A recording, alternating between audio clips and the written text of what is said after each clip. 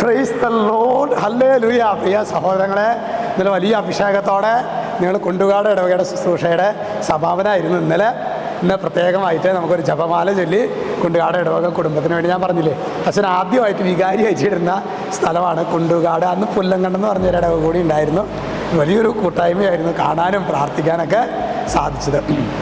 ഇന്ന് ഇന്ന് പ്രത്യേകമായിട്ട് കുണ്ടുകാട് ഇടവകയ്ക്ക് വേണ്ടി ഒരു ജപമാല ചൊല്ലി പ്രാർത്ഥിച്ചേക്കണം കേട്ടോ. ഇന്ന് നമ്മൾ ധ്യാനിക്കുന്നത് കൊരിന്ത്യർക്ക് എഴുതിയ 1-ാം ലേഖനം 2:12. അവിടെ വചനം പറയുന്നത് ഇങ്ങനെയാണ്: നാം സ്വീകരിച്ചിരിക്കുന്നത് ലോകത്തിൻ്റെ ആത്മാവിനെയല്ല.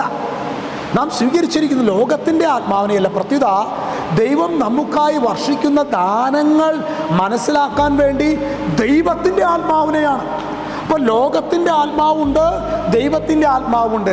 അസ്വസ്ഥതയുടെ ആത്മാവാണ് ലോകത്തിൻ്റെ ആത്മാവെങ്കിൽ എത്ര പ്രതികൂല സാഹചര്യങ്ങളാണെങ്കിലും അതിൻ്റെ മുകളിൽ കയറി സമാധാനത്തോടെ വ്യാപരിക്കുവാൻ നമ്മെ പര്യാപ്തനാക്കുന്നതാണ് ദൈവത്തിൻ്റെ ആത്മാവ്, പരിശുദ്ധാത്മാവ്. അതുകൊണ്ട് തന്നെ പ്രിയ സഹോദരങ്ങളെ, ഈ നോമ്പിൻ്റെ കാലഘട്ടത്തിൽ നമ്മുടെ കുഞ്ഞു കുഞ്ഞു കുറവുകളും പോരായ്മകളൊക്കെ ഏറ്റുപറയണം.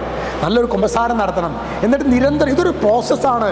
നമ്മുടെ ഉള്ളിലുള്ള മനുഷ്യ ആത്മാവിനെ ശരിക്കും മനുഷ്യ ആത്മാവിലേക്ക്, അല്ലെങ്കിൽ ലോകത്തിൻ്റെ അരൂപിയിലേക്ക് ശരിക്ക് ദൈവത്തിൻ്റെ ആത്മാവിനെ കടന്നു വരാൻ തക്ക വിധത്തിൽ, അങ്ങനെ ദൈവത്തിൻ്റെ ആത്മാവ് നമ്മുടെ സമഗ്ര ജീവിതത്തിൻ്റെ മുഴുവൻ കൺട്രോൾ ഏറ്റെടുക്കത്തക്ക വിധത്തിൽ പരിശുദ്ധാത്മാവിനാൽ നയിക്കാൻ വേണ്ട ഒരു ദൈവകൃപയ്ക്ക് വേണ്ടി നമുക്ക് പ്രാർത്ഥിക്കാം.